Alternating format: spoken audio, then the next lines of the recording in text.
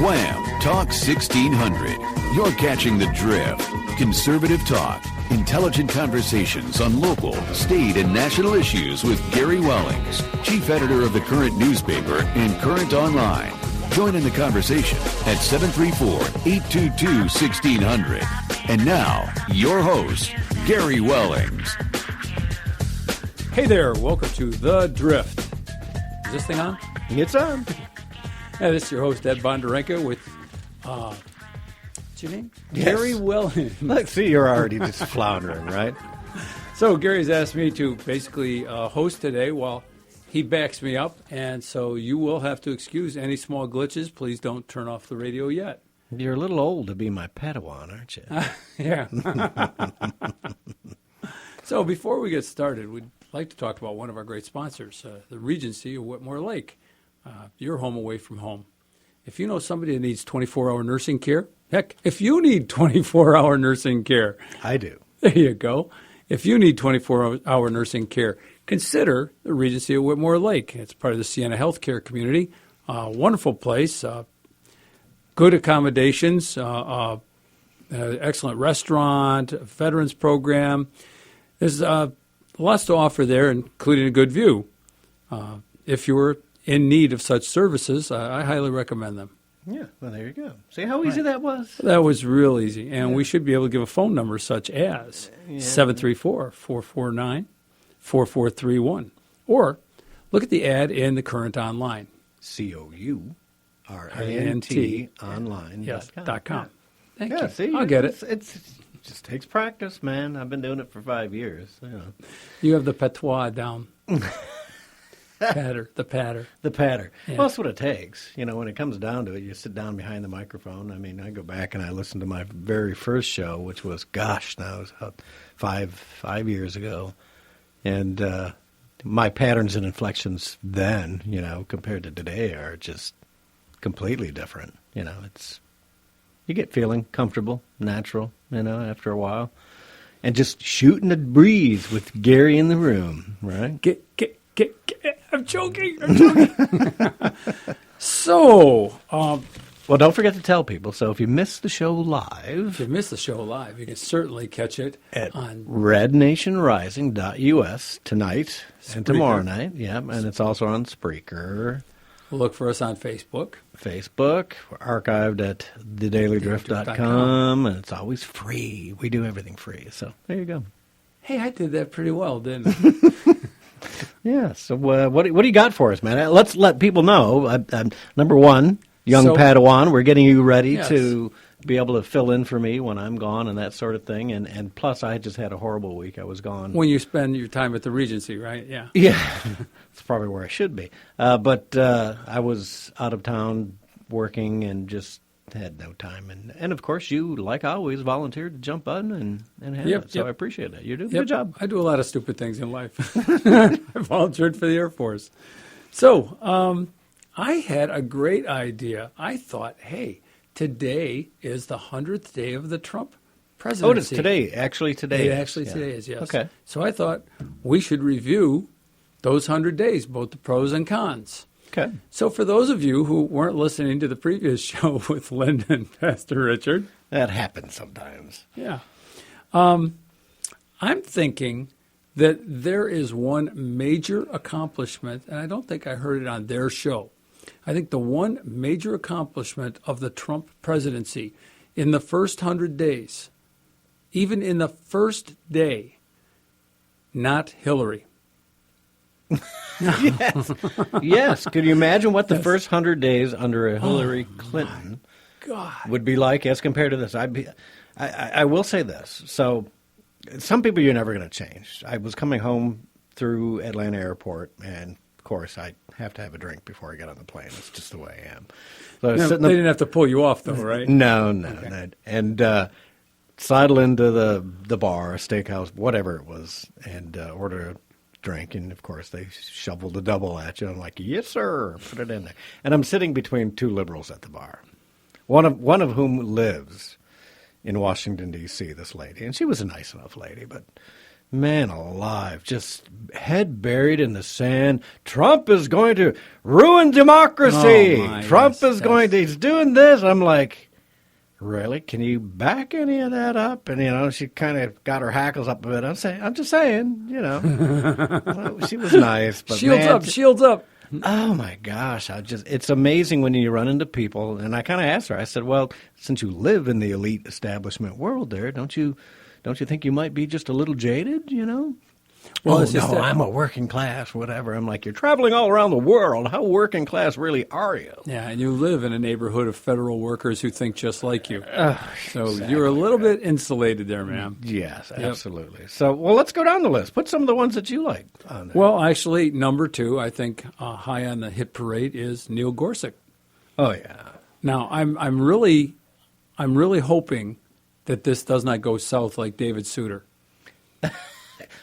Because we had high hopes for David Souter. Yeah. Well, that's a possibility. It is. And the Democrats should not be crying and whining because that's exactly what could happen. But you know what? He's not Sotomayor. It could be worse. He's not Kagan. Yeah. He's not, what was the guy again? Merrick Garland. And that's right. Right? So he's Neil Gorsuch. That's a big plus. So, and we are drill, baby, drilling. Remember that mantra? Mm-hmm. Drill, baby, drill. Good old Sarah. Yes. We are drill, baby. Oh, excuse me. We have permits going back to the Arctic and in the Gulf now.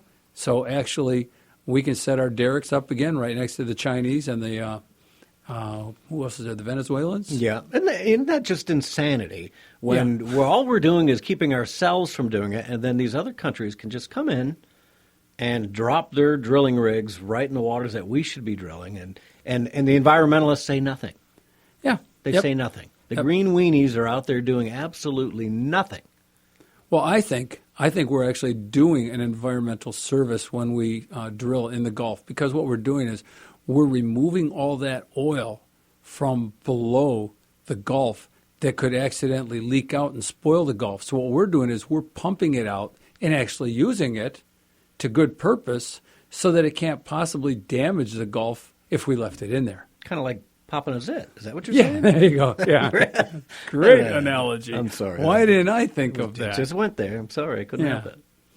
So it's nice sitting on this side. I get to be I get to be Brandon for a change. I can try and be funny. See, I do have a funny side sometimes. Right? Yep. So let's see what else. We Tomahawk Syria. Yes. Is that a plus? That's a good question. I'm torn. I'm still torn on that because I'm not sure. And we just had a report last week, right? They were talking about ISIS had used chemical weapons over in Mosul, right? Did you see that report? Yeah. I can't remember if I put it on the drift or not, but I didn't see it there. So it's still. But you were busy. It makes me think. Really, was it Assad? I don't know. I'm assuming it was, and they have proof of that. It'd be nice if somebody would be transparent enough to show us the proof, but that probably violates security, whatever arrangement. They don't want people knowing how much we actually know and whatnot. I could tell you, but I'd have to kill me. Yes. Yeah. So I'm torn on that. We'd love to have some callers call in. That's a good one. 734-822-1600. 1600. Call in and give us your opinion on the series. Because I'm still not convinced, but I will say the collateral benefits of that, showing the Chinese that we're not fooling around, showing the Russians that we're not fooling around, showing the Iranians and the North Koreans that we're not fooling around. I think it was the collateral benefits were good if it did absolutely nothing in the Syrian scheme of things. That and the mother of all bombs. It's just that's one of my favorites. Resolution there. It's nice to be able to use some of that hardware, right? Yeah. I mean, when you have that firecracker on the shelf, and he's just waiting for that opportunity. Somebody was waiting to use it, Yep. Well, I did do that video on YouTube of when Trump was announced, or when I figured he was announced at about 2 o'clock in the morning. I went out in the street, and I blew off all the fireworks at 2:30 in the morning or so that I had actually hoped to use when I thought Romney was going to win. Yeah. So, there you go. So, that's pretty much the same thing. It was a celebration of the Trump presidency. Yes, and I can only imagine with the libs. Oh, he's terrible using that kind of stuff. But we have some other wins, too. And like Gary said, feel free to call in and chime in on what your greatest hits are, what you like, don't like. There are some things not to like. I'm not going to get to those yet because we've got the Keystone XL pipeline. Yep. We've got the approval on that. Rocking and rolling. Yep. And with the added benefit of using, wasn't it U.S. Steel? Did they not change it? So yes, now we're using U.S. Steel. Oh, U.S. Steel. So the steel company guys will get a little more work, the steel companies will get a little more profit, and we can get back to building steel and manufacturing like we used to. Yep. And then there's Jeff Sessions. Jeff Sessions, good pick. Yep. All right, so... Yeah, I mean, he's a strong pick, and he's showing just every day when he's down on the border telling these MS-13 gangs, we're coming for you. Yep. And it's working. You know, what'd they say? Border crossings are down 70%? Well, 67%, I think, is what I saw here. 67%. That was the other one of the other things that we were looking at, the restrictions of the border, the turnarounds. Yep. So, yeah, it's huge. So far, I have no complaints. I mean, there are people saying, he's backing down, he's doing whatever. Not in my book. Well, nope. You know? Nope. I mean, there are things that appear. Well, and of course, we're listening to the media too. There are things that appear weak or unfulfilled, and there are some things that, frankly, are unfulfilled. And you're not going to get everything you want. But let me go back to point one. Not Hillary. Not Hillary. Okay. So, we have Jeff Sessions, and he is not Loretta Lynch. Okay? So, yeah. I mean, thank you, Jesus. Yeah, because you know what? Didn't Hillary say she was going to reappoint Loretta Lynch? Yes, exactly. So we'd still have somebody not enforcing the laws. Yes. If Hillary had been elected. Now, on the downside, we haven't drained the swamp yet. No. So there are still critters in the departments. Let's see who's on. You want who's to on first? Yeah. See, you get. Let's talk to Todd. Oh, there you go. Todd, welcome aboard. Thank you. Good to hear from you folks today. And same here. What's going on, Todd? Hey, nothing much. I just thought I'd call and give you my 2 cents on the side, if you don't mind. Sure, go ahead.